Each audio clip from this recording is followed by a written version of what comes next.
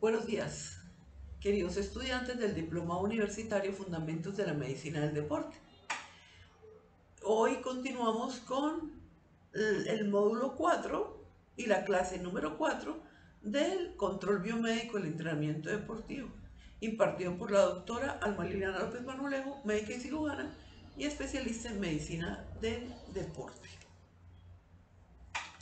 Nosotros en la clase anterior al taller realizado la semana pasada vimos o realizamos una pequeña evaluación en la cual salían temas como la urea, temas como tría de la mujer atleta, etc. Hoy vamos a desarrollar lo visto en la evaluación de ese test, digámoslo así. Entonces, hablando de urea y deporte, podemos decir que existen múltiples causas de alteración de la urea en deportistas. Un aumento de la urea sanguínea que se llama uremia en deportistas se puede dar por altas cargas de entrenamiento ya en volumen e intensidad, variaciones de la dieta, una dieta muy depletada en carbohidratos, una dieta hipocalórica aunque sea normoproteica. El estrés también me genera aumento de la urea sanguínea, ya sea un estrés físico, un estrés psíquico o el estrés que se genera en los primeros días de adaptación a la altura, en la cual se liberan las hormonas de estrés, como son el cortisol y las catecolaminas, que son la adrenalina y la noradrenalina. También por un desequilibrio hidroelectrolítico en un deportista que se deshidrata, y esa deshidratación hace que se genere un aumento aparente de la urea por hemoconcentración. Los valores de urea son muy diferentes en la población de deportistas de competición versus no deportistas. Por eso estos valores de deportistas no son válidos en la población no deportista. Los valores normales en la población general son mucho más bajos que en la población de deportistas. Estos valores están en el rango de 1,7 a máximo 5,3 milimoles por litro, a lo que uno como médico generalmente los valores los ve entre 1,7 y 3,5 milimoles por litro, pero puede llegar a tener o obtener valor hasta de 5,3 milimoles por litro sin problema en esa población, a la que muy seguramente le vamos a investigar esa dieta que está consumiendo. Y en deportistas principalmente de competición, sus valores adecuados se ubican en un rango mayor. Bien, ustedes, podríamos decir que empezamos desde el valor más alto en población general no deportista, miren usted, ya 5 a 7 milimoles por litro. Entonces, estos son los valores adecuados de 5 a 7 milimoles por litro. Existen varias variantes de utilización de la urea como control en deportistas, las cuales vamos a ver más adelante punto por punto. Una sería en días aislados, en los microciclos de entrenamiento, antes y después de una sesión de entrenamiento, con determinación a diferentes tiempos, o la urea realizada en ayunas antes de la carga de entrenamiento para evaluar la carga del día anterior. Y tenemos aquí la gráfica que nos muestra las diferentes zonas, ¿ya? Esta aquí en la vertical está la urea en milimoles por litro y aquí la carga de entrenamiento. Entonces los valores de urea, ven ustedes que aquí hace más de 5, aquí aparece 7, aquí sería menos de 5, aquí sería más de 7, aquí estarían determinadas las zonas menos de 5, zona baja, más de 7, zona alta, y la zona óptima de control de cargas de entrenamiento estaría entre 5 a 7 como zona media. Entonces la zona alta, como ya vimos en la gráfica, es en la cual la urea se encuentra a más de 7 milimoles por litro. Esto no es normal, debemos investigar las causas de esa uremia, debemos bajar la carga de entrenamiento. En esta zona no debe mantenerse esa urea mayor de 7 milimoles por litro por más de 3 días. También es preocupante que la urea se presente así, con estos valores, después de un periodo de descanso, y también se pueden aumentar con una dieta mayor de 3 gramos de proteína por kilogramo de peso corporal. Por lo tanto, cuando esto nos aparece alto, no solamente debemos investigar la carga de entrenamiento y bajar esa carga de entrenamiento, sino que también debemos mirar si existe algún grado de sobreentrenamiento, de sobrecarga de ese deportista, adicional a la carga de trabajo físico del entrenamiento, cómo es su día a día, qué hace, en qué trabaja, cuántas horas duerme, etcétera, etcétera. Y lo otro, revisar su plan de alimentación. En la zona media es cuando la urea está entre 5 a 7 milimoles por litro, indica una carga de entrenamiento efectiva y o un periodo de descanso adecuado. O sea, está en la zona óptima, la zona ideal. Y la zona baja es una urea menor de 5 milimoles por litro e indica una carga de entrenamiento no efectiva o una respuesta a largos periodos de descanso. O sea, quiere decir que la carga que le estoy dando no es lo suficientemente alta como para generar los cambios esperados con el entrenamiento, ya, o ese deportista ha estado largos periodos con descansos, como una semana, 2 semanas, y averiguar bien, ya sea porque no regresó al entrenamiento, ya sea porque se lesionó, etc. Vamos a ver entonces lo que les dije yo ahora de las variantes de utilización de la urea, la vamos a ver una por una. La primera pues sería aplicarla en días aislados. Entonces se realizan controles ya sea en banda sin fin, en otro sitio realizado pues en el entrenamiento, en el laboratorio de fisiología o en el terreno, el sitio de entrenamiento cuando se va a realizar por ejemplo un test de lactato, de hacer la correlación. Se hace previo a este test, por ejemplo, en el caso de que vayamos a hacer el test de lactato, para saber cómo está en cuanto a la carga de entrenamiento, o sea, si tiene una carga alta, baja o media. En entrenamientos de choque, donde el volumen y la intensidad son altos a mediados o fines de semana, la carga se debe cuantificar para poder hacer una adecuada medición de la urea como control. Y en los microciclos venía siendo la otra variante de la utilización de la urea. En los microciclos generalmente se controlan los microciclos de cargas altas, es obvio. No vamos a controlar los microciclos de cargas bajas o medias. Entonces controlamos los microciclos de cargas altas al final de ese microciclo para saber si ese deportista está recibiendo las cargas adecuadas de entrenamiento. Antes y después del entrenamiento, ya sea en la mañana o en la tarde, y se hace la diferencia de un valor y el otro valor, el valor antes del entrenamiento, el valor después del entrenamiento. Si esa diferencia en estos valores antes y después del entrenamiento me da menos de 1 milimol por litro, hablamos de cargas bajas de entrenamiento.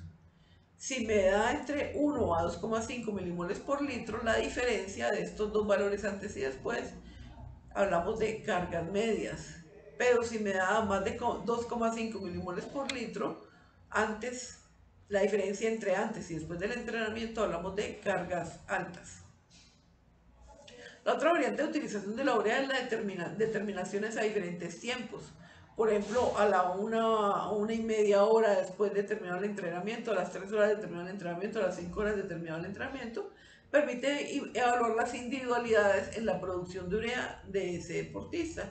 Incluso podemos realizarlo en varios deportistas y controlarlos, ya sea el control individual y el control de cómo se comportan en grupo. Ahora, esta es la parte más interesante, que ya la vimos, pero la vamos a ver ya o todavía más puntualmente. Variantes de relación de la urea respecto a la carga del microciclo. Entonces, la urea elevada al final del microciclo y su normalización después de un día de descanso, hablamos de una respuesta óptima. Nivel de urea cercano al nivel inicial en el transcurso de la investigación. Se refleja de este modo que el proceso de entrenamiento durante el microciclo no es estimulante, hablamos de carga baja. Una concentración elevada de urea en sangre después de un día de descanso. Ya lo vimos y lo repetimos, altamente preocupante. Debería estar por debajo de 7. Se debe bajar las cargas de entrenamiento o corregir las causas que lo generan. Ya vimos, puede ser la dieta, puede ser una sobrecarga de trabajo adicional al deporte. Debemos analizar, puede ser insomnio, no recuperarse bien a ella, el no comer adecuadamente, etcétera, etcétera. Entonces debemos revisar. Esta, esta relación que existe entre la urea y las cargas de entrenamiento, ¿ya? genera lo que llamamos tipos de relación. Los tipos de relación que se establecen entre la dinámica de la urea, o sea, ese movimiento de la urea, y la carga de entrenamiento. Por lo tanto, hablamos de tipo 1, tipo 2 y tipo 3. Entonces, la relación entre la dinámica de la urea y la carga de entrenamiento tipo 1 es la que habla de correlación directa. La relación entre la dinámica de la urea y la carga de entrenamiento tipo 2 es la que habla de la ruptura de esta relación. Y la relación entre la dinámica de la urea y la carga de entrenamiento tipo 3 es la que habla de la ausencia de esta relación. Entonces, la relación entre la dinámica de la urea y la carga de entrenamiento tipo 1 es una correlación directa entre la dinámica de la urea y la carga de entrenamiento, o sea, se están presentando tal cual se deben presentar. Si aumenta la carga de entrenamiento, se aumentan los valores de urea y viceversa. Si disminuye la carga de entrenamiento, se disminuyen los valores de urea. Es una correlación tipo 1, correlación directa.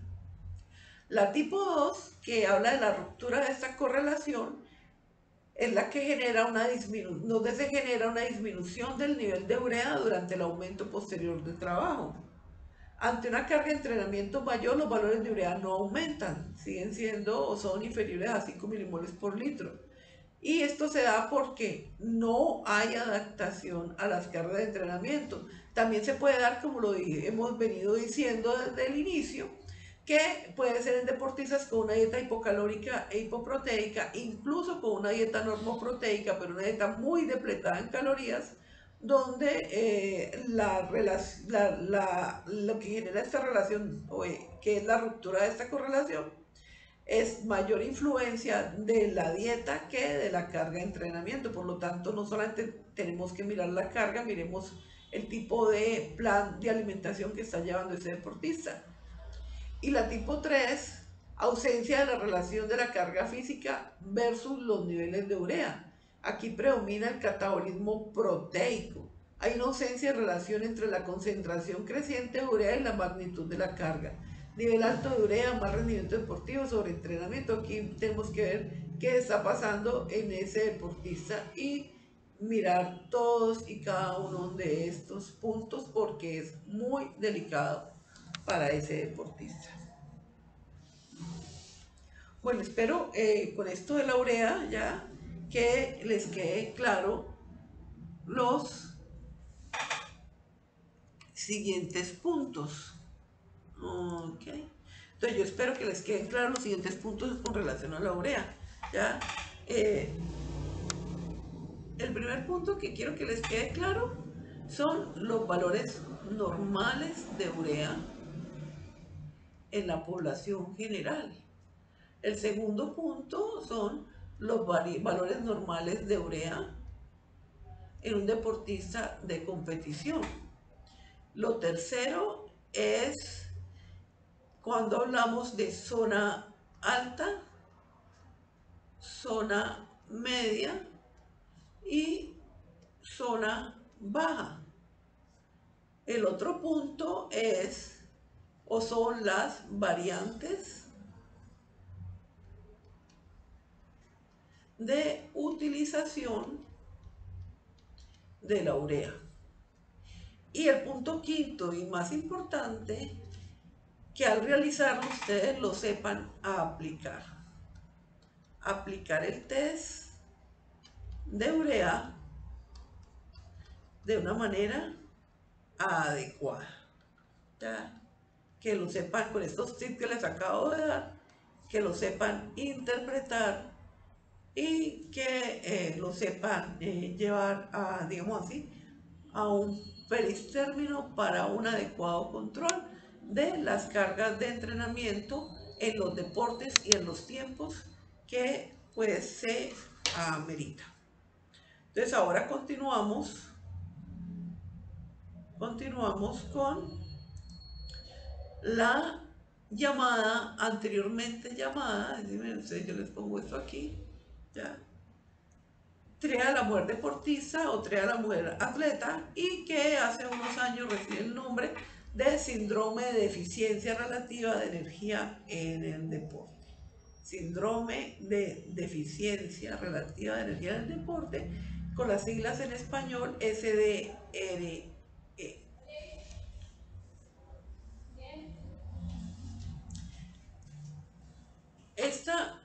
El nombre que recibió primero el síndrome de deficiencia relativa de energía en el deporte, pues el nombre de TREA de la mujer deportista, ya que en 1992 en la conferencia del Colegio Americano de Medicina Deportiva se generó o se conformó un grupo de trabajo sobre temas de la mujer. Y aquí se abordó el tema de triada de la mujer deportista por primera vez, el cual, como su nombre lo indica, triada, son tres entidades que la componían. Entonces inicialmente se hablaba de trastorno de la conducta alimentaria o TCA, sea anorexia o ya bulimia, la amenorrea y la osteoporosis. Actualmente continúan la amenorrea, la osteoporosis, pero con o sin trastorno de la conducta alimentaria. Por lo tanto, se habla de baja disponibilidad energética con o sin trastorno de la conducta alimentaria. Existen deportes en los cuales se tiene el riesgo de presentar ese síndrome DER, y son deportes que enfaticen un bajo peso corporal. Son, por ejemplo, los deportes de puntuación, como la danza, el patinaje artístico, el salto de trampolín, la gimnasia, los aeróbics. Deportes de resistencia como las carreras de fondo, ciclismo, esquí de fondo. Deportes de competición con ropas que revelan el contorno corporal, como voleibol, natación, salto de trampolín, carreras de cross, esquí de fondo. Deportes de división de peso como equitación, algunas artes marciales, lucha, remo. Deportes con énfasis en la silueta prepúber, como patinaje artístico, gimnasia, salto de trampolín. Este síndrome de baja disponibilidad energética, con o sin trastorno de la conducta alimentaria, pues de todas maneras, como puede presentar esos desórdenes alimenticios, puede no presentarlo, vamos a ver rápidamente. Los desórdenes alimenticios, un amplio espectro de comportamientos alimenticios dañinos utilizados para perder peso, que va desde restringir la ingesta de alimentos hasta los desórdenes alimenticios, los principales y que se ven involucrados como trastorno de conducta alimentaria en ese tipo de deportistas son la anorexia nerviosa y o la bulimia, lo cual puede generar morbilidad a corto y largo plazo, un menor rendimiento deportivo, amenorrea o pérdida de la menstruación e incluso puede llegar a la muerte de la deportista. Aquí estamos viendo dos gráficas que pueden revisar más lentamente cuando estén en sus casas mirando las diapositivas que ya están colgadas desde el primer día de la clase en su grupo de, en su grupo de Facebook del diplomado o en el Classroom. Entonces, diferencia entre anorexia y el ciclo de la bulimia. Entonces, primero hablemos de la disponibilidad energética. Baja disponibilidad energética, muy baja disposición de energía. Obviamente, entonces, los mecanismos fisiológicos reducen la energía utilizada para funciones vitales, como son el mantenimiento celular, la termorregulación, el crecimiento y la reproducción. Los deportes involucrados, como ya lo vimos ahora, en los que el peso corporal es importante, como las gimnastas, fondistas, deportes por división de peso y múltiples deportes más, como ya vimos. No siempre están relacionados con el trastorno de la conducta alimentaria y por eso es que cambia su nombre a síndrome de baja disponibilidad energética. Muchas deportistas no presentan comportamientos alimentarios patológicos, solo presentan baja ingesta y un entrenamiento muy intenso. Los factores de riesgo para la presentación de este síndrome son el sobreentrenamiento, los descansos inadecuados o insuficientes, el excesivo culto al cuerpo, la baja autoestima, etcétera, etcétera, etcétera. La amenorrea que es pérdida del el sangrado menstrual. La amenorrea entonces, por tanto, es la ausencia de menstruación. Esa amenorrea asociada al ejercicio es de origen hipotalámico. La amenorrea hipotalámica produce una reducción en la producción de las hormonas ováricas y una disminución en los niveles de estrógeno similar a lo que le pasa a una mujer cuando está en menopausia. Al igual que lo que le pasa a la mujer cuando está en menopausia, que los niveles de estrógeno disminuyen, esto se asocia a una menor densidad mineral ósea que la va a llevar a una osteoporosis. Primero una osteopenia, luego una osteoporosis, y esa fragilidad ósea pues la puede llevar a fracturas. Esto hay que aclararlo, ya que muchos, o bueno, no digo muchos, o en algunos entrenadores y algunos deportistas piensan que la amenorrea es un resultado normal del entrenamiento e incluso les da felicidad. Les da felicidad porque creen que en ese momento están entrenando de una manera adecuada, pero no es así. La amenorrea nunca es y nunca será un resultado normal del entrenamiento. La amenorrea o ausencia de menstruación o pérdida de la menstruación es un síntoma de un problema que requiere una evaluación médica antes de transcurrir los 3 primeros meses de su aparición, porque debemos investigar si la mujer perdió su menstruación, ¿ya? Como la mayoría de los deportistas están en la edad reproductiva, son jóvenes y de edad reproductiva, pues debemos mirar, primero descartar que un embarazo, si el embarazo se descarta, o sea, no está embarazada, pues debemos pensar en este síndrome. Esto es un error que se comete mucho, lo que voy a decir ahora, y por lo tanto se los voy a recalcar nuevamente. La amenorrea no es un indicativo de una correcta intensidad en los entrenamientos, ¿ya? El tener amenorrea no indica que esté entrenando mejor y que su intensidad sea la adecuada. Y lo otro, la amenorrea debe ser informada. Informada al entrenador y el entrenador al grupo de trabajo.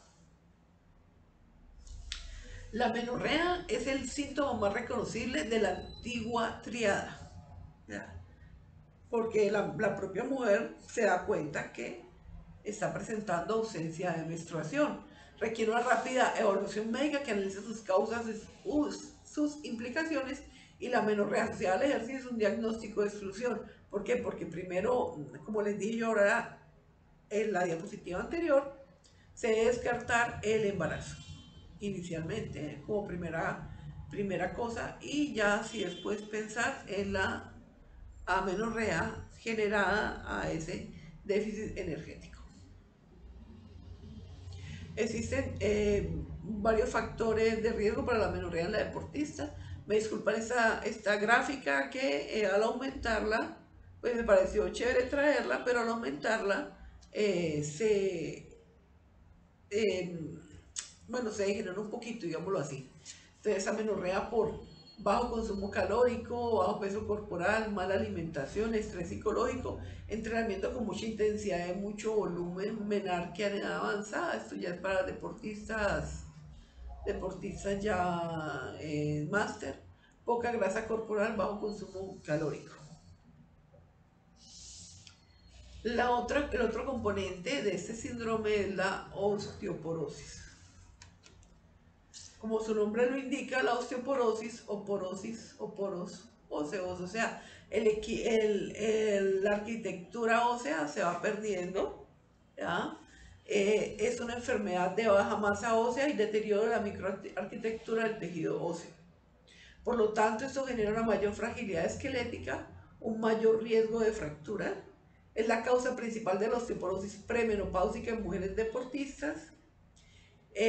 Una menor producción de hormonas ováricas y disminución de niveles de estrógeno secundario, amenorrea hipotalámica. En el caso de la mujer deportista, viene siendo la causa de esta osteoporosis.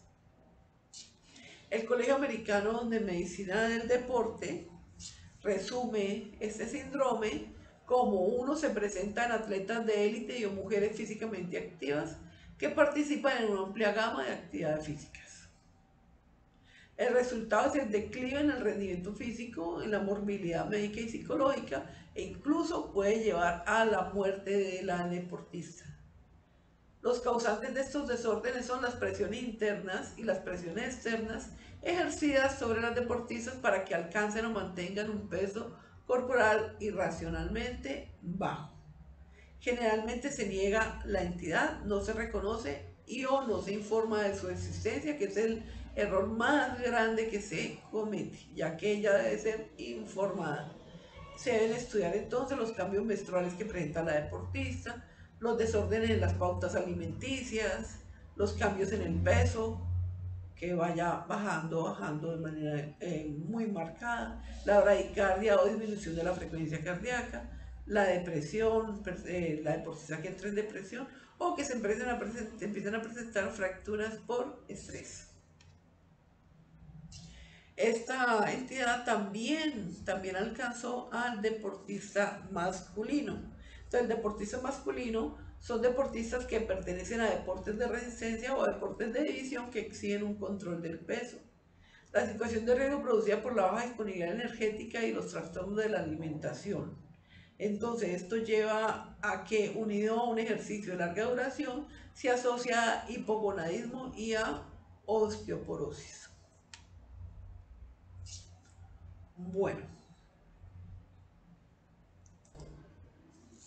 Bueno, entonces, lo que yo quiero que quede del anterior es que la antigua triada de la mujer atleta cambió porque ya estos síntomas o signos, algunas podemos llamarlo de las dos maneras, porque nos alertan sobre la entidad, ya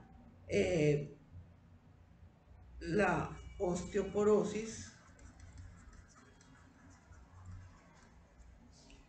y la amenorrea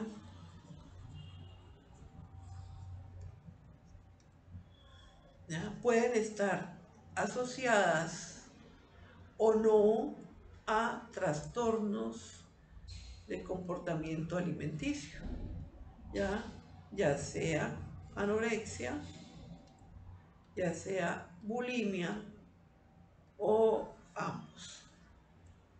¿Ya? Lo que sí es que se presenta osteoporosis, se presenta amenorrea, ¿ya? Y sí o no se presenta trastorno de la conducta alimenticia. Ese trastorno de la conducta alimenticia, cuando no se presenta son ingestas muy bajas en la alimentación para, para unos entrenamientos largos e intensos. Ok. Esto es lo que yo quiero que haya quedado claro de la clase anterior, no solo que cambió su nombre, entre a la mujer atleta a síndrome de deficiencia energética, sino también que se siguen presentando, se siguen teniendo en cuenta la osteoporosis, la amenorrea por más o sin el trastorno de la conducta alimenticia. Y que también se presenta en hombres, deportistas hombres, ¿ya? Como con hipogonadismo y osteoporosis.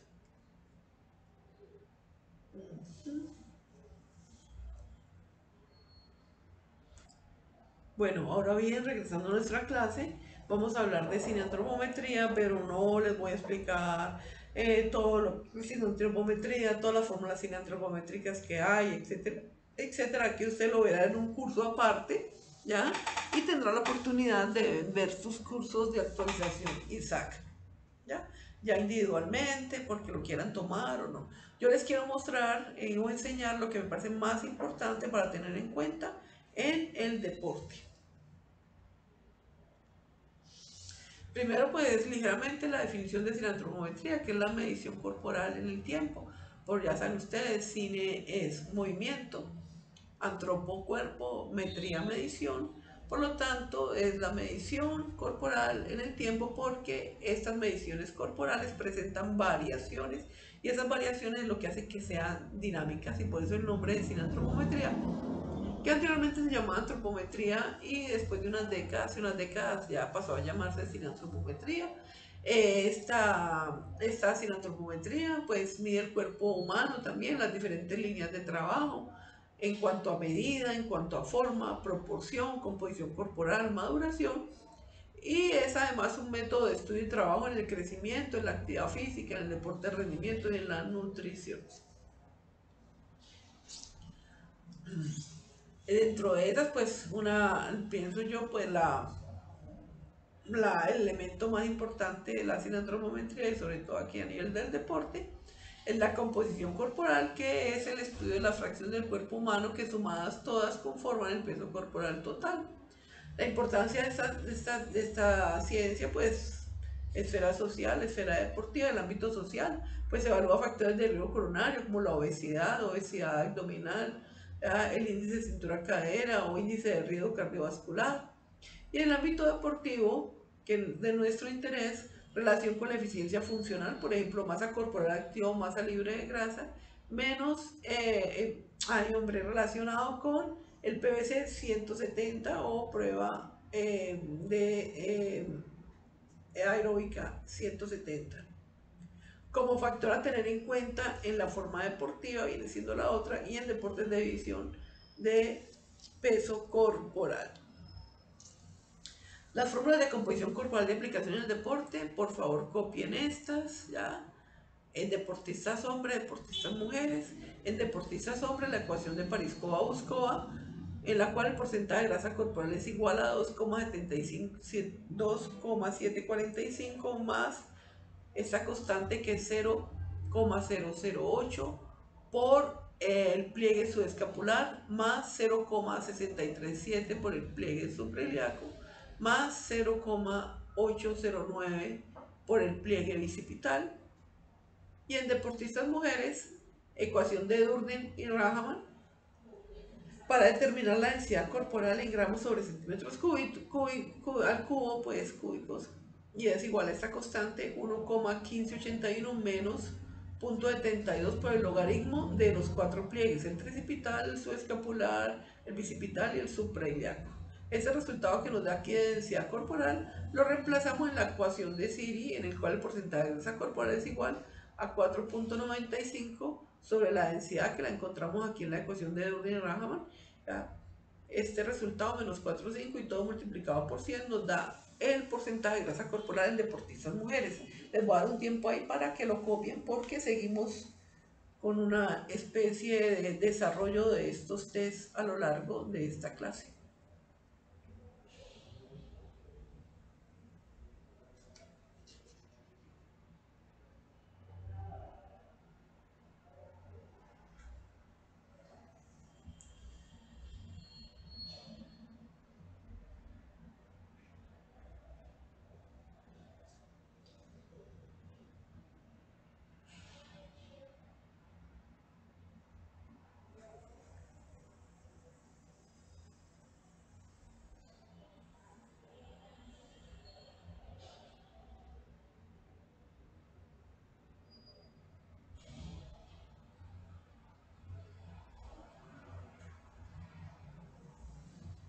Espero que ya estén terminando de copiar la fórmula.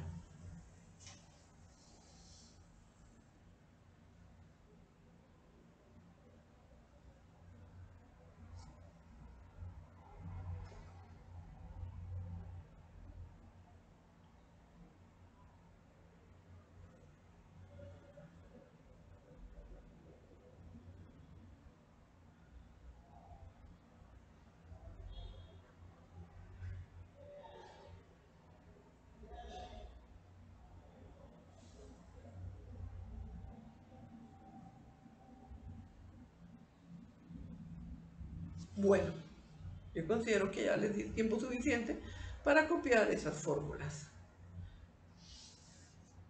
Hablamos de algo muy importante en el deporte de competición, como es el porcentaje de grasa corporal adecuado para el tipo de deporte y para la preparación en la cual se encuentra, el periodo de la preparación en la cual se encuentra ese deportista. Ese porcentaje de grasa corporal adecuado es un estimador biológico que evalúa el nivel de las reservas energéticas idóneas para la etapa de entrenamiento en la que se encuentra el deportista de un determinado deporte, como ya les acabé de decir. Con respecto al anterior, los vamos a complementar con estas fórmulas de composición corporal, como son los kilogramos de grasa, el porcentaje de masa corporal activo, o sea, porcentaje de masa libre de grasa, y los kilogramos de masa corporal activo, o sea, kilogramos libres, masa libre de grasa. Entonces, los kilogramos de grasa es el porcentaje de grasa corporal por el peso en kilogramos sobre 100. Ya nosotros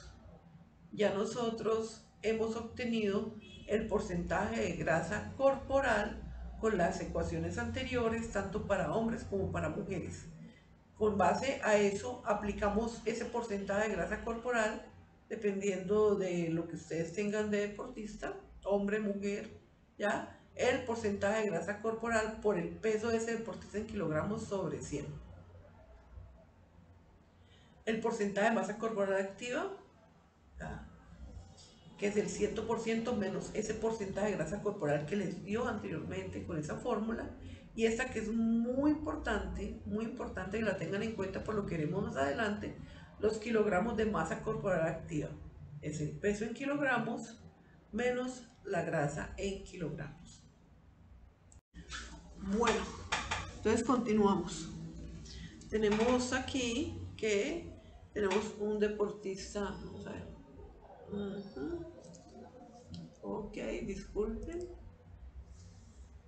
Tenemos un deportista hombre, ¿ya?, que tiene 22 años de edad,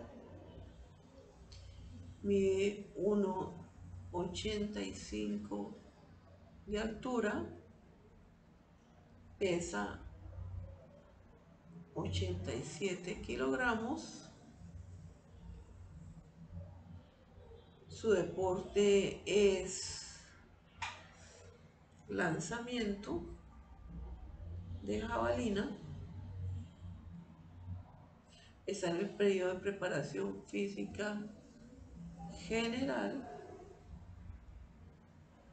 Sus pliegues son el subescapular, pliegue subescapular 7, pliegue tricipital 9, pliegue bicipital 5 y pliegue suprailíaco 9. Tenemos también una deportista mujer. Tenemos también, vamos a hacerla, escribirla por aquí, una deportista mujer. Esta deportista mujer tiene 20 años de edad, mide 1,92 metros, pesa 82 kilogramos. Su deporte es el voleibol.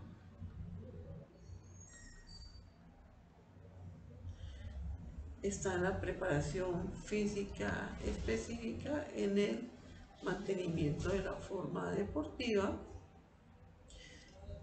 Sus pliegues son un pliegue subescapular de 9, un pliegue tricipital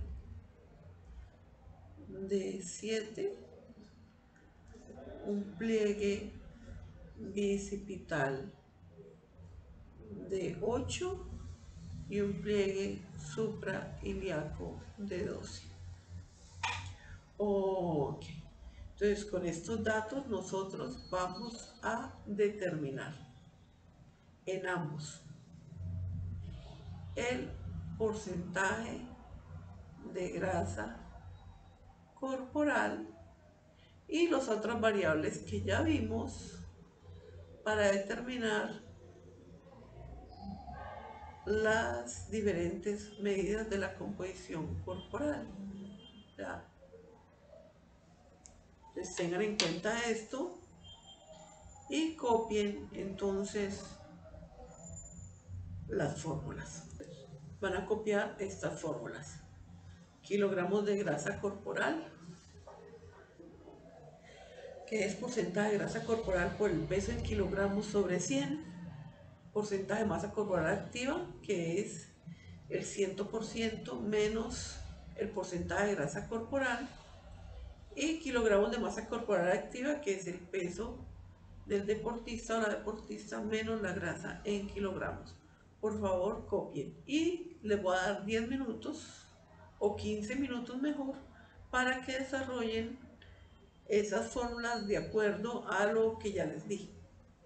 Entonces vamos a sacar el porcentaje de grasa corporal en hombres, el porcentaje de grasa corporal en mujeres, los kilogramos de grasa, el porcentaje de masa corporal activo y los kilogramos de masa corporal en ambos deportistas. En este momento nos vamos a retroceder a la parte de los datos de cada deportista.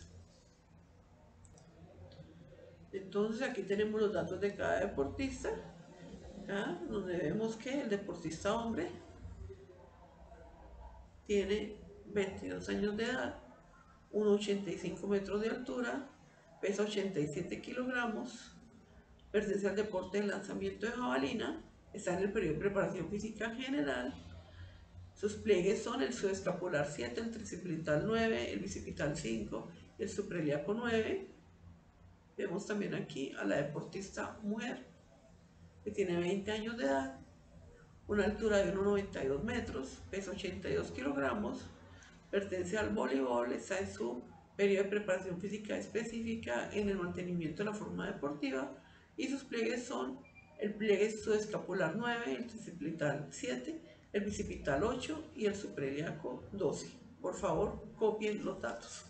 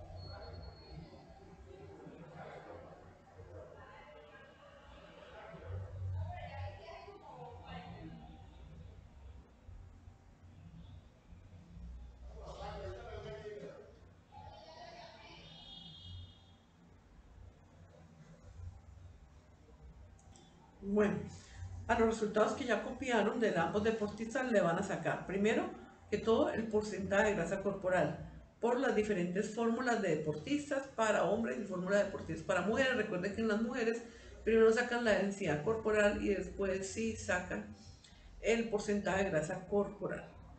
Luego de determinar el porcentaje de grasa corporal, van a determinar los kilogramos de grasa corporal, el porcentaje de masa corporal activo o masa libre de grasa y los kilogramos de masa corporal activa o kilogramos de masa libre de grasa. Por favor, copien estas fórmulas.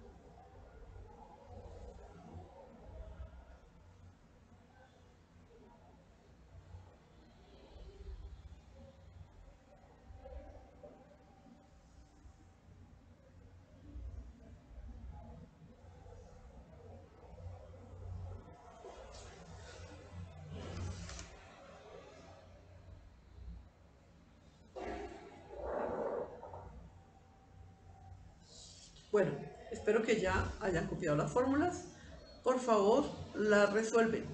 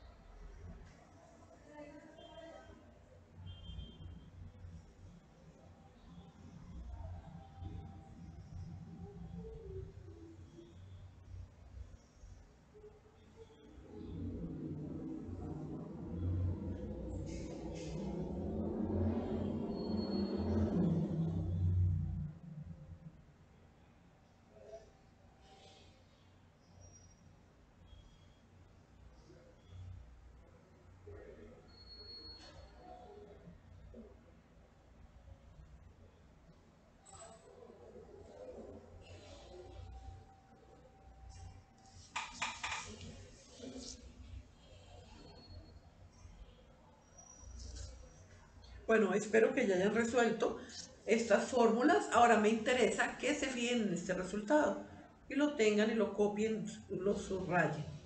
Los kilogramos de masa corporal activa lo tengan subrayado el resultado. Bueno, vamos a ver índices que nos interesan en el deporte. Entonces continuamos. El índice de sustancia activa o AKS de sus siglas en alemán, ¿ya? Conocido como ISA. ¿Ya? Este índice evalúa el desarrollo musculoesquelético para cada actividad deportiva en función de la etapa de entrenamiento, si es el voleibol, la general, en la específica, en la especial, si es el lanzamiento de jabalina también en la general, en la específica, en el periodo competitivo, en el alto rendimiento. La mesomorfia, que es el somatotipo de desarrollo muscular, y el ISA, que es el índice de sustancia activa, estiman el desarrollo musculoesquelético en función de la talla de ese deportista. Se considera que existe desarrollo muscular adecuado cuando su valor es 1 o mayor de 1 gramo por centímetro cúbico. Entonces, la fórmula para el AKS o ISA es masa corporal activa en gramos por 100 sobre la talla al cubo. Ok, entonces, esta masa corporal activa la acabamos de obtener, ¿ya? En esta fórmula. Les dije, subrayenla, ya, tenga la parte. Entonces, los kilogramos de masa corporal activa no lo piden en gramos. ¿Qué hacemos para esa masa corporal activa que nos dio en kilogramos pasarla a gramos? Muy bien, multiplicarla por 1000. Entonces, por favor, el resultado que les dio aquí de kilogramos de masa corporal, multiplíquenlo por favor por 1000. Multiplíquenlo por 1000. Ok. Nosotros tenemos la talla de ambos deportistas, tanto del hombre como de la mujer. Realicemos el índice AKS en los dos, por favor.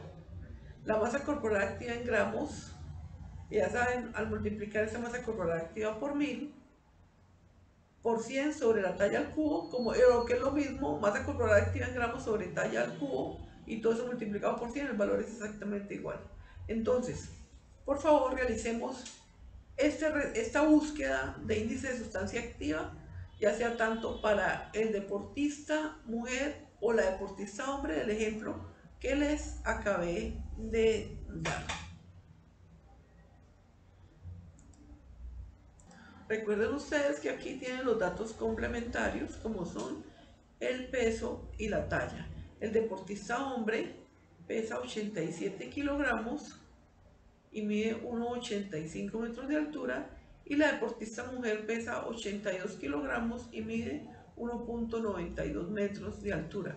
Como a ella ya le sacamos todos, incluido los kilogramos de masa corporal activa, ya saben ustedes que esa masa corporal activa la multiplicamos por 1000 y reemplazamos en las fórmulas de índice de sustancia activa. Bueno, entonces ya saben, con los datos anteriores que ya vimos, peso y talla también de los deportistas, vamos a sacar el índice de sustancia activa. Ya saben que el índice de sustancia activa va en función de la talla del deportista, ¿ya? Y que esa masa corporal activa que les dio en kilogramos multiplican en 1000 para que les dé en gramos. Y la talla en centímetros al cubo es simplemente multiplican, pueden multiplicar, si les queda difícil usar la calculadora, multipliquen talla por talla por talla en centímetros, ¿ya? Multiplican la talla 3 veces y eso les da el valor al cubo. Les voy a dar 5 a 6 minutos para que resuelvan este punto, tanto en el deportista hombre como en la deportista mujer.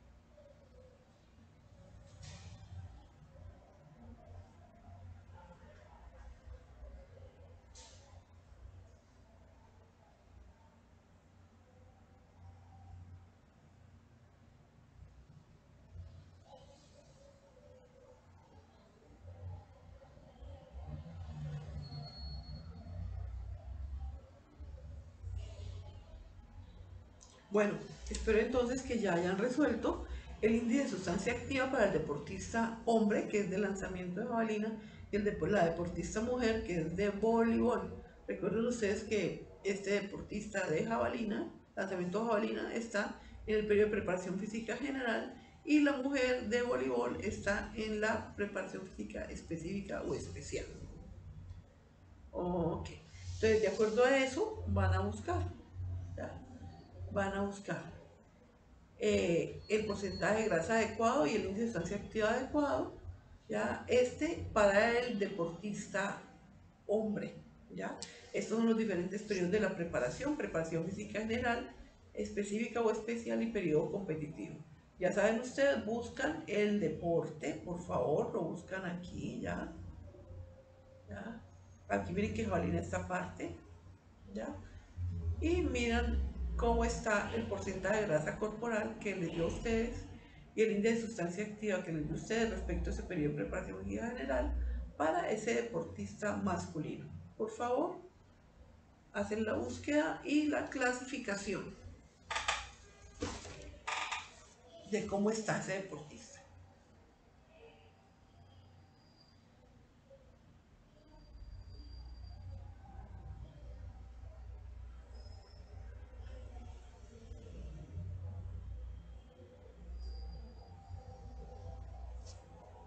Ahora bien, hacen lo mismo.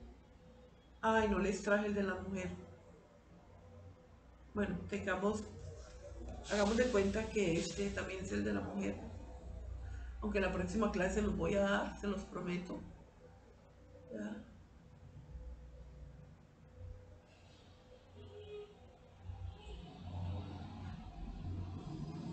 Déjenme ver si encuentro esto en un segundito. Bueno, entonces me acuerden de traer la tabla para la próxima clase.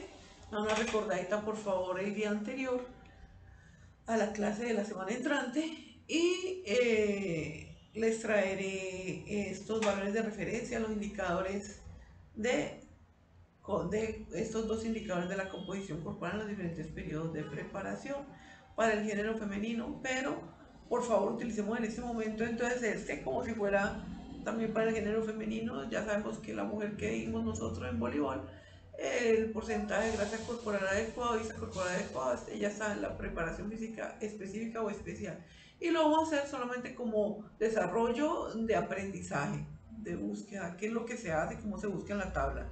Ok, ya saben ustedes que este es el del género masculino. No sé por qué motivo me faltó anexarles aquí la gráfica relacionada con el género femenino.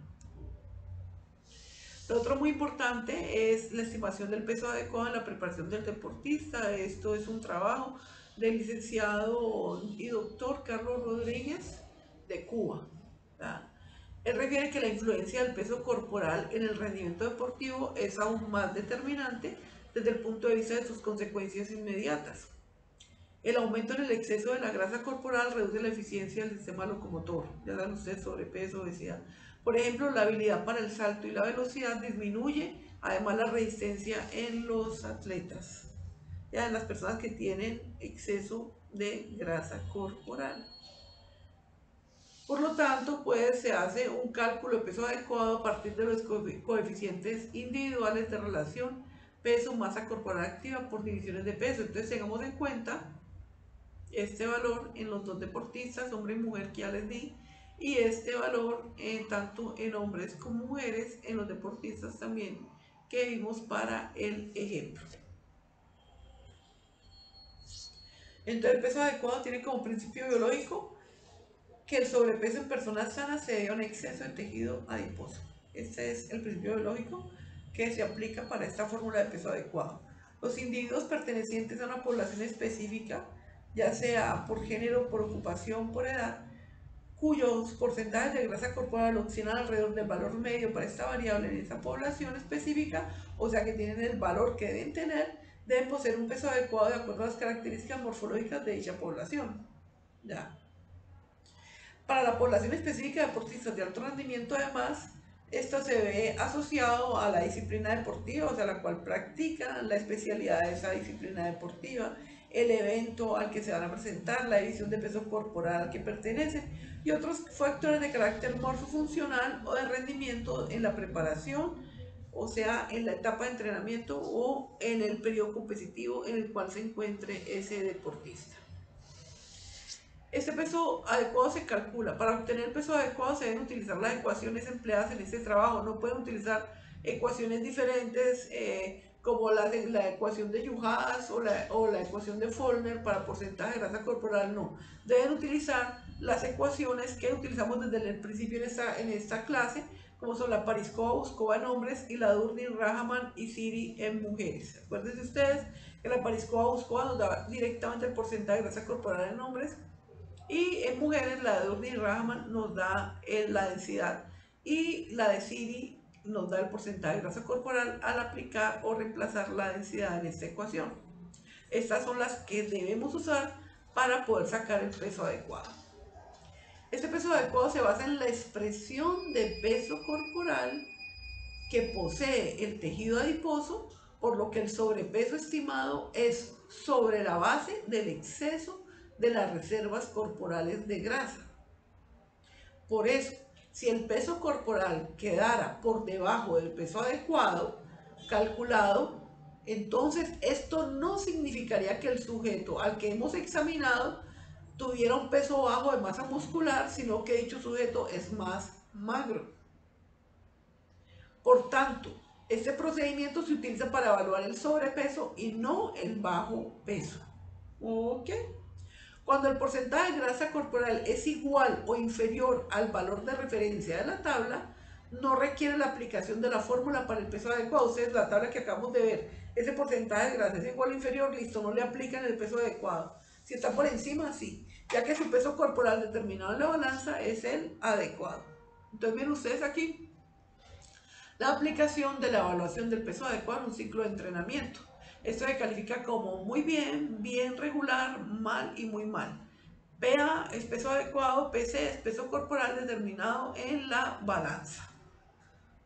Entonces, aquí las clasificaciones, vámonos por la primera de muy bien, donde el peso adecuado es igual a el peso adecuado más 1 kilogramo por encima del peso adecuado. Decimos que ese deportista está muy bien en la evaluación de ese peso adecuado en ese ciclo de entrenamiento.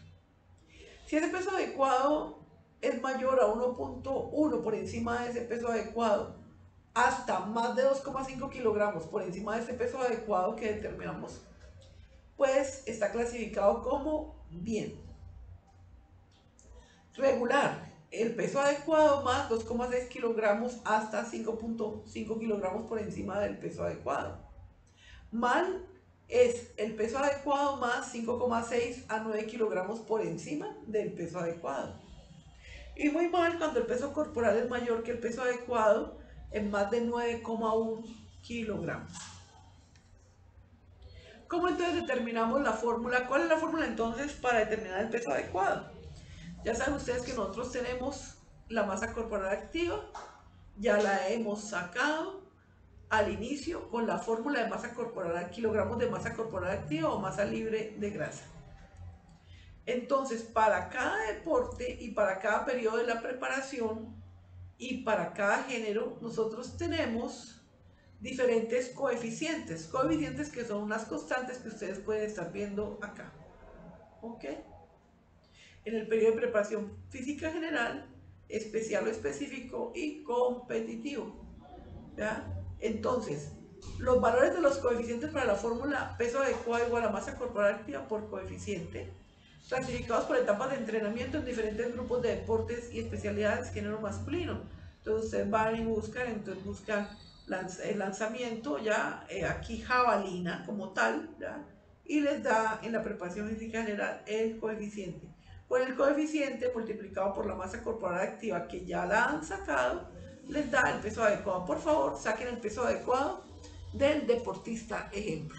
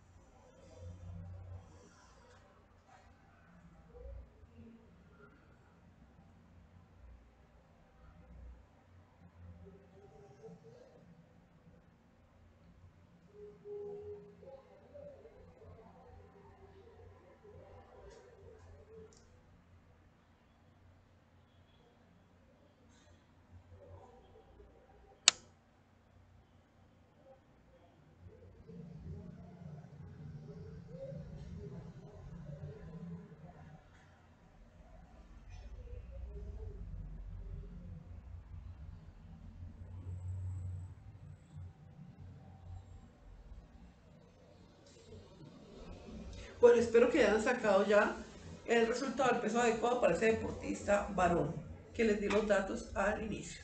Ahora bien, saquemos el peso adecuado para la deportista mujer. Aquí están los valores de los coeficientes para la fórmula peso adecuado por masa corporal activa por coeficiente, igual a masa corporal activa por coeficiente, clasificados por etapa de entrenamiento en diferentes grupos de deporte y especialidades, género femenino. Entonces vamos nosotros a hacer, ya sabemos que es de voleibol, ya sabemos que es una deportista de voleibol, está aquí entre los primeros deportes y que está en el periodo de preparación física específico.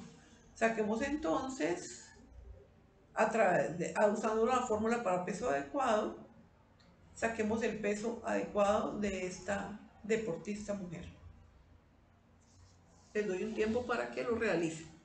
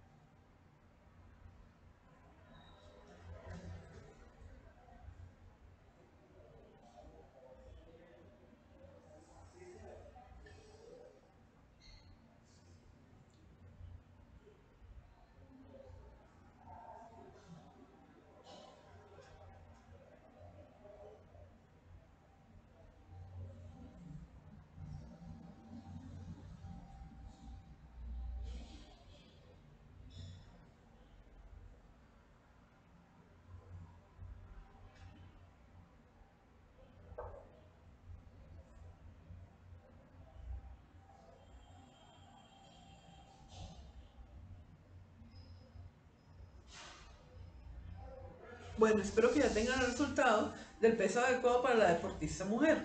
Entonces, por favor, realicemos la clasificación de acuerdo a esta tabla. Recuerden ustedes que el peso adecuado lo acaban de obtener y el peso PC o peso corporal es el peso determinado en la balanza.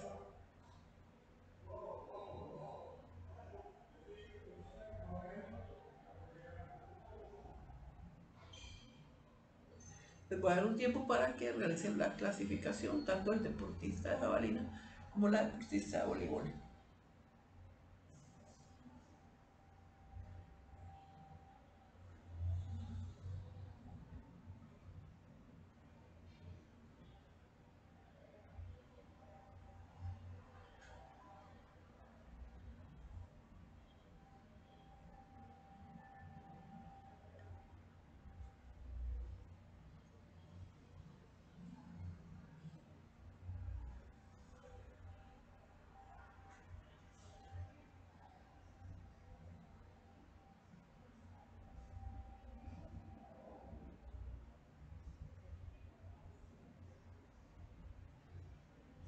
Bueno, espero que ya hayan realizado la clasificación del peso adecuado de cada uno de los deportistas, ejemplos dados. Vamos también a ver otros índices de medición de uso en el control biomédico en el entrenamiento deportivo. Recuerden ustedes, esto es un repaso de lo importante para usar en el deporte que yo como profesional de la medicina del deporte considero. Entonces, en otros índices de medición tenemos los que determinan las características morfológicas del deportista, ya que evalúan los diámetros y las longitudes. Entonces caracterizamos la forma del tórax, el ancho de la pelvis, la longitud de los brazos y las piernas, etcétera, con unas medidas que ya más adelante les voy a decir vamos a tomar. Principalmente importante de los deportistas en desarrollo, o sea, deportistas que todavía están en crecimiento, para determinar en ellos si sus medidas corporales cumplen con los requisitos del deporte practicado. Pero también es importante para los deportistas que tenemos, aunque ya hayan cumplido su etapa de desarrollo. Ahora bien, aquí esto que dije aquí anteriormente se debe a que, por ejemplo, si tenemos un nadador con brazos y piernas cortas, tórax estrecho y pelvis ancha, probablemente no obtenga los mismos logros que un deportista con brazos y piernas largas, tórax amplio y pelvis estrecha. Ya está en uno, si quiere dejarlo en el equipo, ya de natación o recomendarle otro tipo de deporte en el cual pueda surgir. Si es que quiere sacarlo, pues deportista de competición. Si ya estamos con un deportista de competición ya de determinada edad, pues simplemente pues nos vemos a ver si lo dejamos o no lo dejamos en el equipo de acuerdo al rendimiento que ese deportista esté teniendo con nosotros. Entonces aquí están los diferentes índices. Ok. Y para eso vamos a darle medidas a estas medidas precisamente a estos deportistas que acabamos de ver. Bueno, entonces vamos a dar unas medidas para ellos. En, en el deportista hombre vamos a decir que el diámetro bicresta ilíaco, ¿ya? Un diámetro bicresta ilíaco de 28, un diámetro biacromial de 42, una longitud relativa de miembro superior de 102 centímetros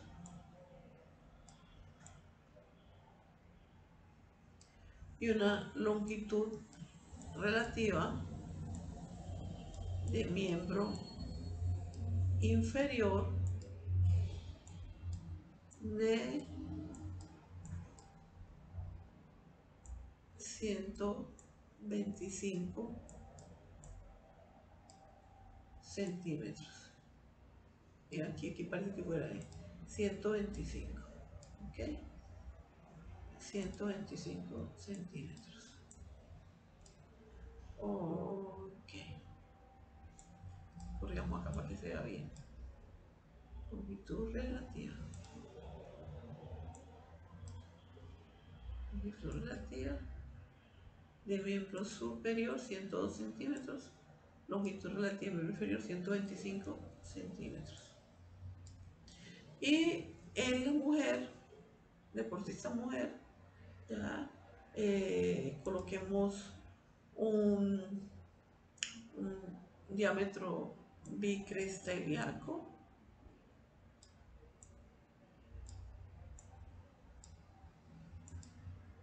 de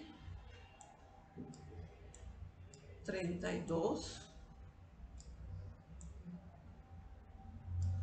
un diámetro biacromial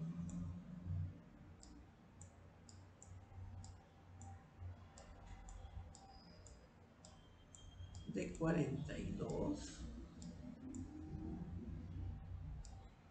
una longitud relativa de miembro superior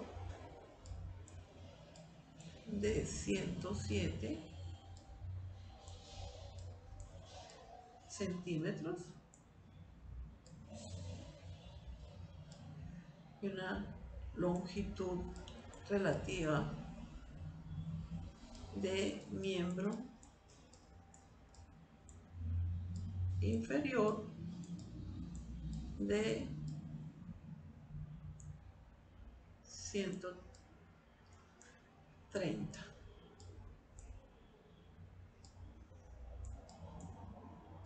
centímetros. Estos son datos ejemplo que me salen de la cabeza, ¿ya? Pero espero que salgan de manera adecuada. De todas maneras, lo que salga es lo que hay. Ok, aquí está en centímetros también. Centímetros, centímetros y centímetros. Por favor, copien estos valores que les acabo de dar para complementar los datos de los deportistas que ya tienen. Les voy a dar 5 minutos para que copien los datos.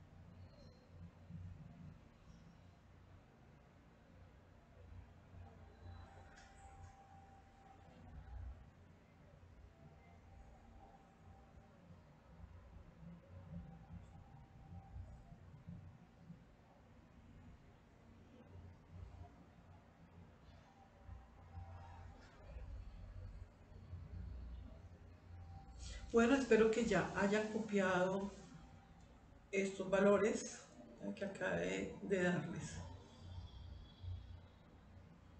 Entonces, vamos a aplicar los valores. De los valores que les di ahora, por favor, van a determinar la forma del tronco, teniendo en cuenta los valores que le di para el hombre y para la mujer, teniendo en cuenta que el diámetro bicresteliaco dio en centímetros y el diámetro biacromial también en centímetros, lo dividen y lo multiplican por 100. Recuerden ustedes, el biacromial es el inferior y el biacromial es el superior y el bicresteliaco es el inferior. ¿Ya? Ahí tuve un impasse. Diámetro biacromial el superior, diacromio a acromio, y cresta de cresta ilíaca a cresta ilíaca. De un lado al otro lado. Entonces, por favor, apliquen la fórmula en los dos deportistas y determinen la forma del tronco.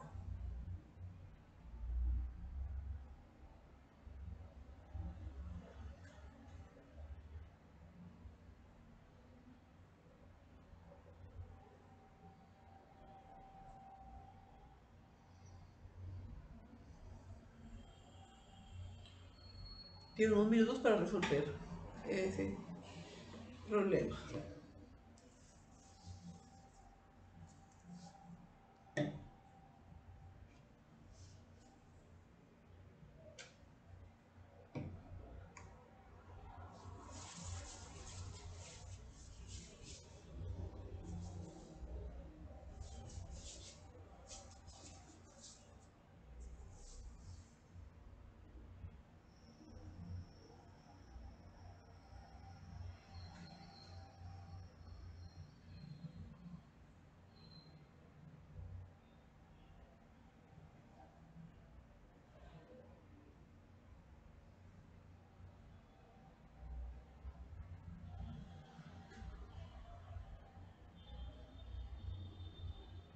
Bueno, entonces ya obtuvieron la forma del tronco, es trapezoidal, es intermedio, rectangular. Se aplica tanto para hombres como para mujeres, esta fórmula. Ahora bien, el índice para determinar la longitud relativa del miembro superior, ya teniendo en cuenta si son hombres, estas aquí, y si son mujeres. Recuerden ustedes, ya les di la longitud acromiodactilia o longitud del miembro superior, ¿ya? Lo dividen por la talla en centímetros, ¿ya? Tienen que pasar la talla que está en metro, la pasan a centímetros, y ese valor lo multiplica por 100. Recuerden ustedes, les puede dar brazos cortos, brazos medios, brazos largos. Por favor, les voy a dar 5 minutos para que realicen la operación, tanto en el deportista de jabalina como en la deportista de voleibol.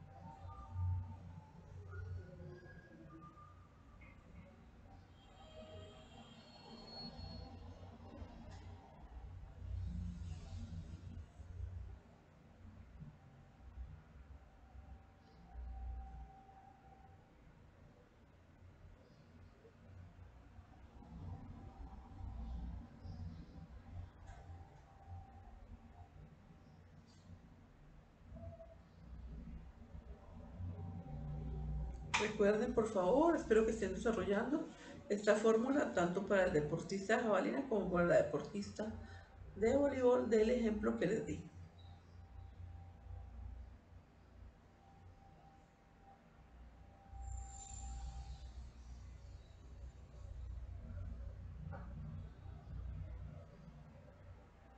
Recuerden también que la talla es en centímetros.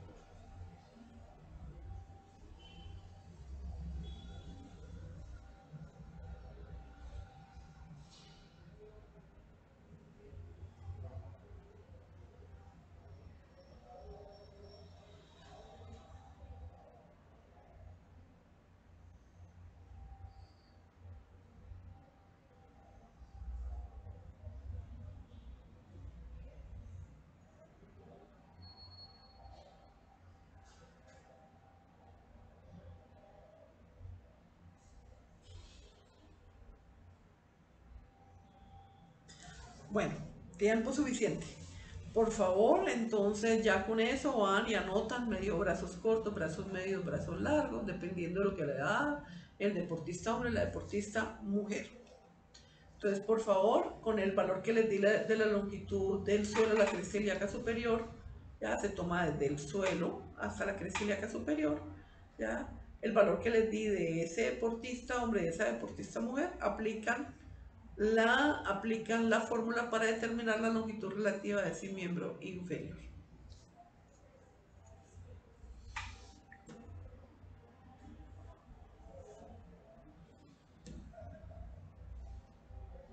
Recuerden ustedes que la talla es en centímetros.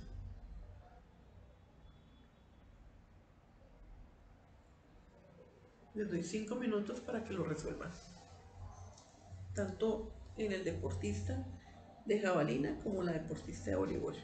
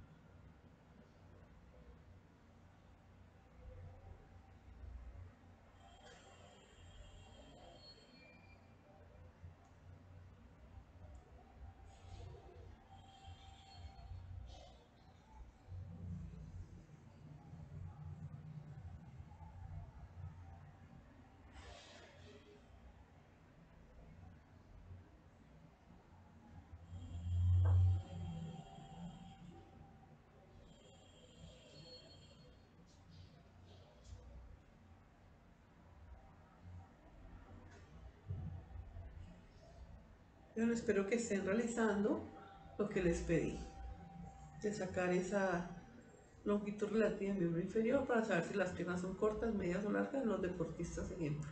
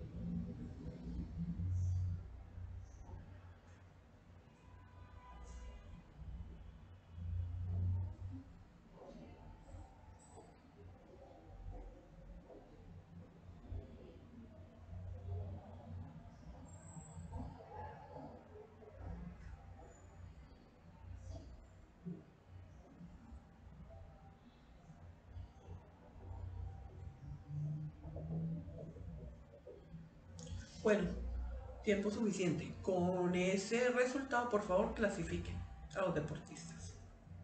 Ahora, índice para determinar la amplitud de hombros. Recuerden ustedes que ya eh, el diámetro biacromial se les dio al inicio. ¿Ya? ¿Cuánto tenía él en diámetro biacromial? Diacromio en acromio. Ya, ese diámetro biacromial lo dividen por la talla en centímetros, lo multiplican por 100 y me va a dar, o va a dar como resultado, hombros estrechos, medios o anchos para hombres y para mujeres. Por favor, realicen la fórmula de acuerdo a los datos dados para deportista de jabalina y la deportista mujer de voleibol, los datos que les dieron al inicio. Les doy 5 minutos para que resuelvan.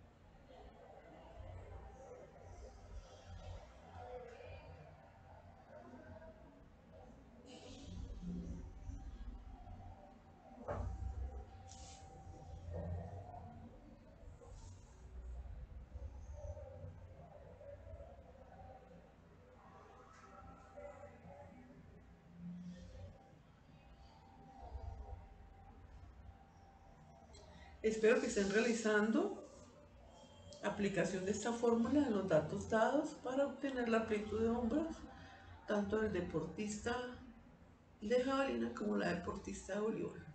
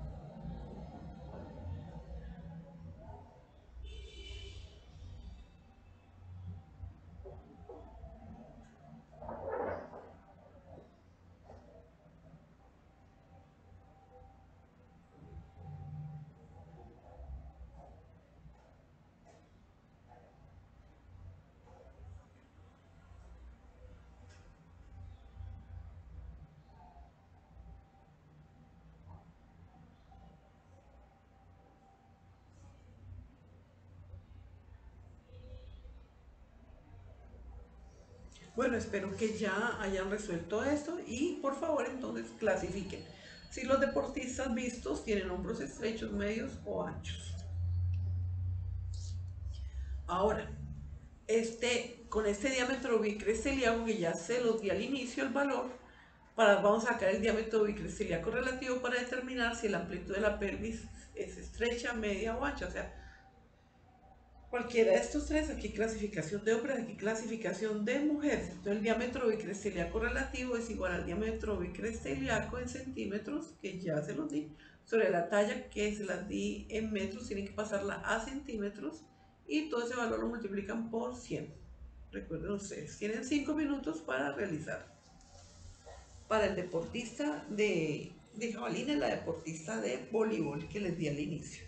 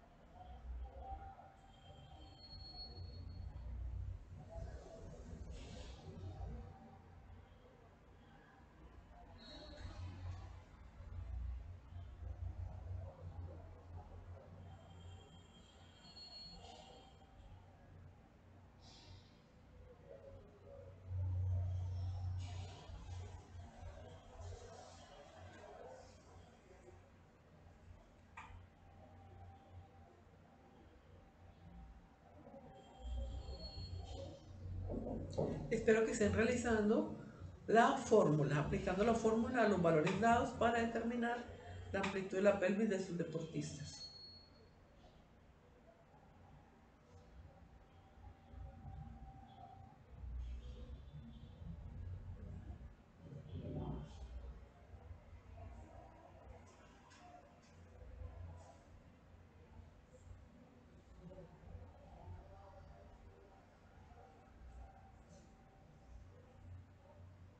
Bueno, tiempo suficiente.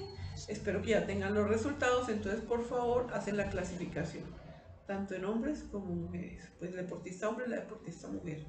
Deportista de lanzamiento jabalina, la deportista de voleibol.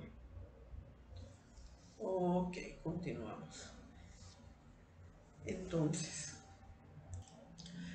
espero que les quede claro o por lo menos hayan repasado los que ya lo vieron, ya que en cineantropometría lo que más nos interesa a nosotros es el porcentaje de grasa corporal, ya ese porcentaje de grasa corporal para poder determinar en los diferentes periodos de la preparación, ya para poderlos comparar con el porcentaje de grasa adecuado, tanto aquí en hombres, ya como aquí en mujeres. También nos interesa muchísimo determinar los kilogramos de masa corporal activa, ¿ya? Los kilogramos de masa corporal activa. Y porque con estos kilogramos de masa corporal activa podemos determinar, ¿ya? Con estos kilogramos de masa corporal activa podemos determinar el índice de sustancia activa o AKS, ¿ya? Índice de sustancia activa y OAKS para ambos, tanto para hombres como para mujeres, índice de sustancia activa. Lo otro importante también es que con los datos dados podemos determinar el peso adecuado para cada periodo de la preparación. Ya existen unas tablas, existen unos coeficientes, peso adecuado tanto para hombres como para mujeres. Y con las medidas que se le dieron de los diámetros, ¿ya? Diámetros y longitudes, podemos clasificar al deportista, ¿ya? En hombros amplios, estrechos, rectangulares, tronco rectangular, trapezoidal, etcétera, brazos cortos, brazos largos, piernas cortas, piernas largas, pelvis ancha, estrecha, mediana, igual exactamente para las mujeres. Bueno, por favor, van a pasar esos resultados que dieron en limpio y van a sacar de ellos, ya les digo, van a determinar en esos dos deportistas, ya, los resultados. Vamos a ver aquí los resultados.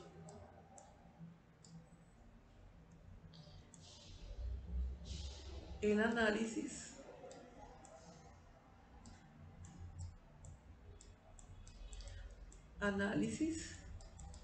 las conclusiones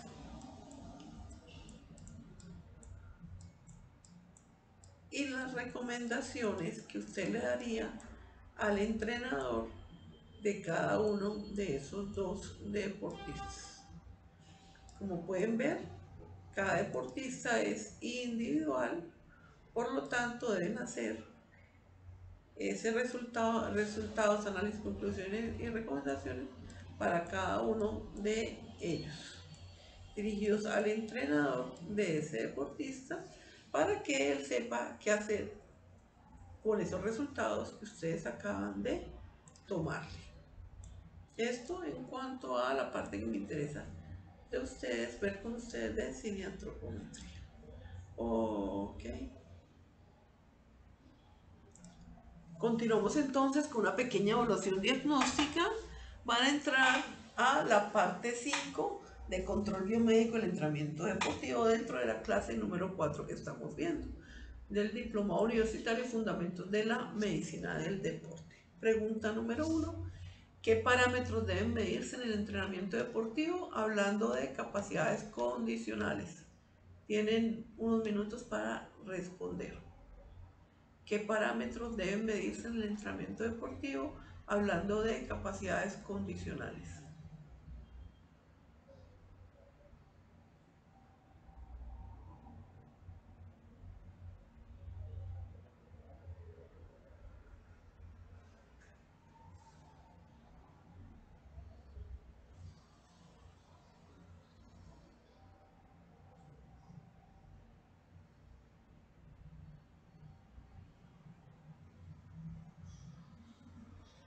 Ok, miremos entonces.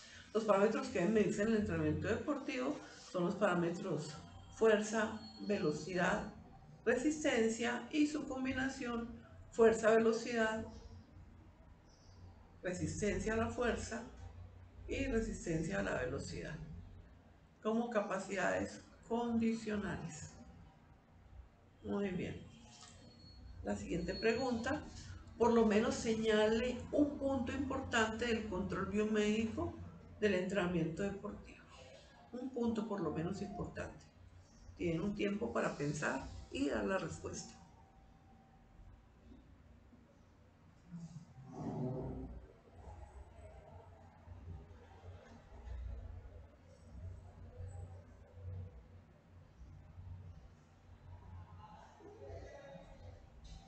Ok.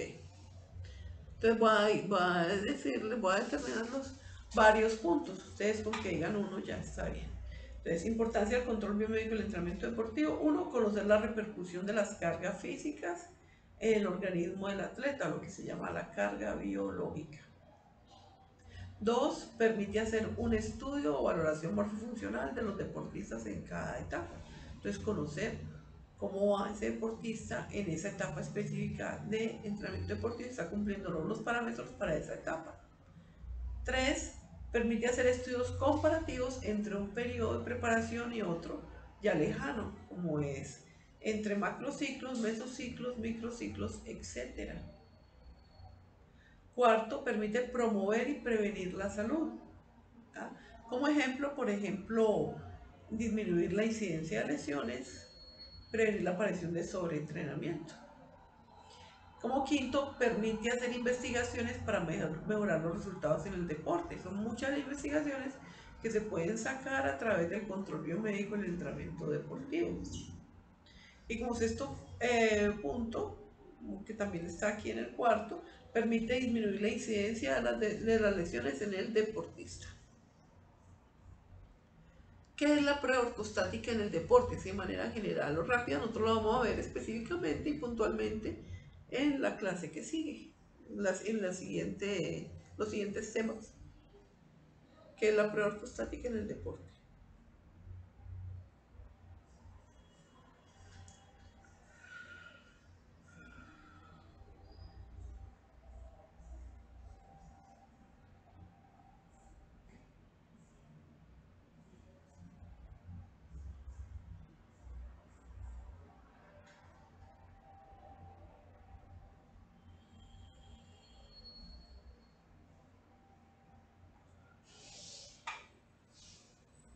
Ok. Entonces, la prueba ortostática en el deporte es un test de adaptabilidad cardiovascular al esfuerzo. Entonces, vamos a ver cómo se realiza. Ok. Entonces, esto como un test rápido de evaluación para entrar al tema en cuestión. Bueno, niños, entonces entramos a la parte 5 dentro de la clase 4 del control biomédico y el entrenamiento deportivo de este diplomado universitario Fundamentos de la Medicina del Deporte. Acabamos de ver la parte de evaluación, ahora vamos a ver los temas que vamos a desarrollar aquí. Entonces, primero vamos a realizar un repaso rápido, ¿ya? Para poder continuar con la clase. Entonces, los parámetros que deben medirse en el entrenamiento deportivo de las capacidades en cuanto a capacidades condicionales son fuerza, velocidad, resistencia y su combinación entre ellas, como acabamos de ver. Las pruebas de laboratorio son un gran apoyo de las pruebas de campo, no se realizan en el terreno deportivo y se busca valorar parámetros cardiovasculares y ventilatorios, análisis de lactato, potencia aeróbica máxima, resistencia aeróbica, capacidad aeróbica, entre otros, por dar ejemplos.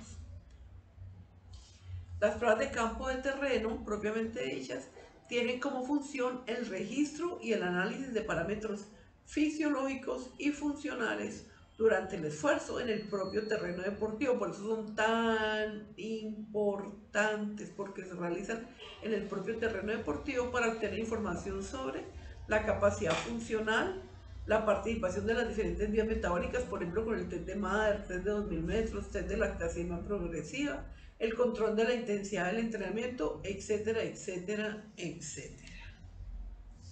Los objetivos de las pruebas de terreno son realizar un diagnóstico funcional en el propio sitio de entrenamiento, o sea, con el mayor número de características similares a su propio deporte, hacer recomendaciones consecuentes con los resultados obtenidos, en recomendaciones que se le hace uno al entrenador con el objetivo de mantener ese nivel de entrenamiento hasta ahí o mejorarlo, perfeccionar las cualidades del deportista en un nivel alcanzado.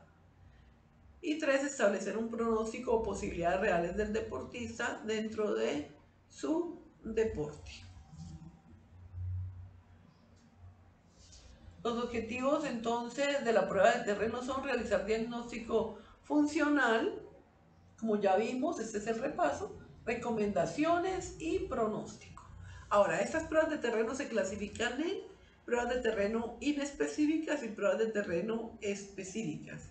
Como su nombre lo indica, las pruebas de terreno inespecíficas no son características de la ejecución del deporte, y las pruebas de terreno específicas son las que utilizan medios, métodos y procedimientos característicos del deporte.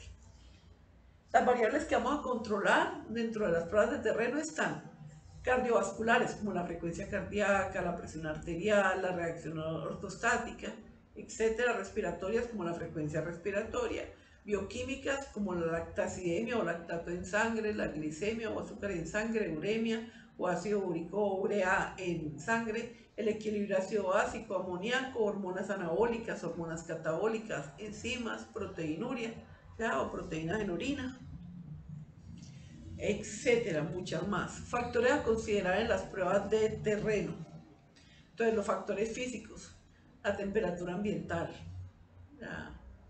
los grados Celsius a los cuales se encuentre, la humedad relativa, la presión barométrica, de acuerdo a la altura en la que nos encontremos, la velocidad del viento, la radiación solar, la turbulencia del agua y marea, la contaminación ambiental, ya que todos estos factores influyen en la respuesta que pueda tener el atleta, ya sea cardiovascular, pérdida de electrolitos respiratorios, entre otros. Todos estos factores podrían llevar a interpretaciones falsas de los resultados. Ok, pero pues siendo claros, les puedo decir que lo que sí uno fácilmente puede determinar la temperatura ambiental, la humedad, la presión, ¿ya? Y el grado de pronto quizá de contaminación ambiental. Dentro de los factores pedagógicos, la etapa del entrenamiento en la que se encuentra el deportista o los deportistas que vamos a evaluar, la edad cronológica y la edad deportiva, o sea, cuántos años tiene, cuántos en el deporte, los kilómetros como medida de volumen de la carga, el número de repeticiones, los kilogramos a levantar, el tiempo de duración, la velocidad a emplear. Dentro de los psicológicos están el nivel deportivo del deportista, que influye mucho en cómo se encuentre en la competencia, como el resultado, la importancia del evento, es un evento municipal, departamental, nacional, suramericano, centroamericano, iberoamericano, mundial, olímpico, la experiencia del deportista, experiencias previas en otras competiciones nacionales e internacionales, la motivación del deportista, un deportista que está motivado, un deportista que está obligado, y el nivel de estrés. A nivel de los factores médicos, el estado de salud del atleta, la madurez biológica, el ciclo menstrual de la deportista mujer, la adaptación a la carga, la capacidad de asimilación de las cargas, la capacidad de recuperación, la dirección y magnitud de los cambios en el entrenamiento, cómo el entrenamiento se lo genera en el organismo del deportista, y el plan de alimentación que ese deportista sigue. Entonces, vamos a ver como ejemplo los test de campo para valorar la transición aeróbica anaeróbica, lo que llamamos umbral, que eso lo vimos yo ya en una clase anterior. Existen 4 tipos de pruebas de este tipo que podemos ver de manera rápida o ligera. Después nosotros vamos a centrarnos en pruebas más específicas, a las que a mí me interesa que ustedes aprendan. Eso viene siendo casi al final del encuentro. Entonces, 4 tipos de pruebas de este tipo, por ejemplo, las que parten de 4 milimoles por litro como punto de umbral, por ejemplo, el test de Mader. Las que buscan el inicio de la acumulación de lactato, por ejemplo, reproduce los protocolos de laboratorio, un blanda sin fin, o los en el terreno, como la lactacidemia progresiva, con intensidades de carga similares a las del entrenamiento. ¿Ya? 3. Determinaciones de diferentes intensidades de trabajo que busca obtener datos estables de velocidad y frecuencia cardíaca, lo que nosotros llamamos estado estable. Y 4. Test indirectos, utilizan 2 métodos, test de trabajo estable y, por ejemplo, el test de Concori. Estos como ejemplos. No se preocupen que más adelante veremos. El test de MAD, por ejemplo, es una prueba para valorar la transición aeróbica anaeróbica. Se realizan 2 tramos.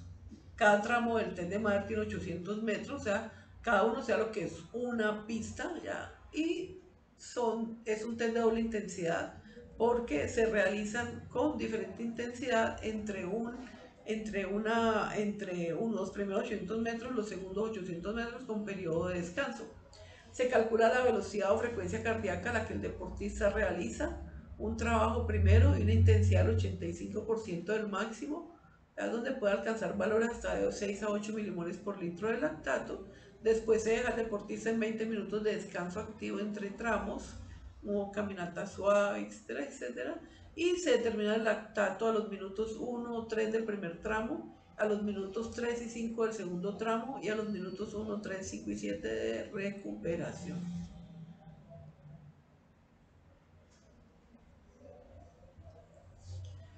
En cuanto a integración de variables a desarrollar, por ejemplo, vamos a ver en un deporte de baloncesto, esa variable se deben determinar de acuerdo al mesociclo. Entonces, aquí estamos viendo las generalidades, no se preocupen que después entramos ya a ver los puntos ya desarrollados específicamente. Entonces, por ejemplo, el baloncesto, preparación física general, desarrollar el componente aeróbico, resistencia general el 60%, fuerza general, coordinación, flexibilidad. En el específico, en la obtención de forma deportiva, resistencia general 15%, ¿ya? Velocidad, fuerza explosiva, o sea, ya más específicos a su deporte a realizar. Las pruebas varían del primero al segundo mesociclo. En el segundo mesociclo las pruebas son más específicas, ya estamos en el periodo de preparación especial o específico. En los equipos juveniles no se puede realizar las mismas pruebas específicas que los equipos nacionales, ya que estos están en fase de aprendizaje, pues como obviamente ya lo sabemos. Las pruebas de laboratorio a realizar, nunca las pruebas de laboratorio sustituyen a las de terreno, las complementan. ¿Ya? Las complementan, las de terreno son muy, muy, muy importantes. Entonces, por ejemplo, pruebas de resistencia en el laboratorio. Nosotros en el SENA tenemos una bicicleta para PVC 170, excelente, tiene para diferentes niveles, entonces está PVC 130, PVC 170. En deportistas medimos PVC 170, mide la adaptación cardiovascular a las cargas y determina indirectamente el consumo de oxígeno. La banda sin fin también, como le podemos hacer test de estado estable de la frecuencia cardíaca. En el terreno tenemos test muy interesantes como el test de Cooper y este que me fascina a mí, como lo van a ver después y como me lo pueden decir a ustedes mis alumnos, el test de Todd-McKidis.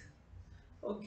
Estos test miden la potencia aeróbica máxima, PAN, y el umbral aeróbico humano, ¿ya? O resistencia en el umbral. El lactato se encontrará entre 4 a 6 milimoles por litro cuando ya pues ha pasado el umbral. Vamos a ver entonces el control biomédico, el entrenamiento por deportes, en los diferentes deportes después. Entonces, así como generalidades, la importancia del control biomédico del entrenamiento deportivo por deporte radica en el apoyo que brinda para lograr un aumento del rendimiento del deportista, una mejora de los resultados, un apoyo vital para la obtención de logros. Debe ser enfocado y particularizado para cada deporte, ya sea como ustedes dividan o clasifiquen ese deporte. Ya les mostré desde el inicio cuál es la clasificación pedagógica que a mí me gusta seguir porque me da muchas pautas para saber qué tipo de pruebas se pueden realizar y frente a qué deporte estoy, qué vías utiliza ese deporte, etcétera, por la caracterización que estamos realizando. No aplicar un test cualquiera ni en cualquier periodo de la preparación. Ya ustedes dicen, ay, no, voy a hablar con el profe y apliquémosle este, y no se fijan si le conviene o no le conviene a ese deporte, si evalúa algo de ese deporte o no, no. Tenemos que aplicar el test que corresponda y en el periodo que corresponda. Se deben dar, y acuérdense ustedes lo que les dije también en la clase de hace 2 semanas, revisar muy bien la ubicación de las pruebas con el macrociclo del entrenador, no solamente con el macrociclo del entrenador, sino con el entrenador al lado. Deben dar pautas para enfocar o direccionar el entrenamiento, saber adecuadamente cómo va el entrenamiento, los cambios que debe hacer el entrenador. Realizar un test inadecuado, o sea, un test no adecuado para ese deporte, constituye una pérdida de tiempo tridireccional. Pierde tiempo el deportista, pierde tiempo el entrenador y pierde tiempo el médico del deporte. O sea, ojo con eso.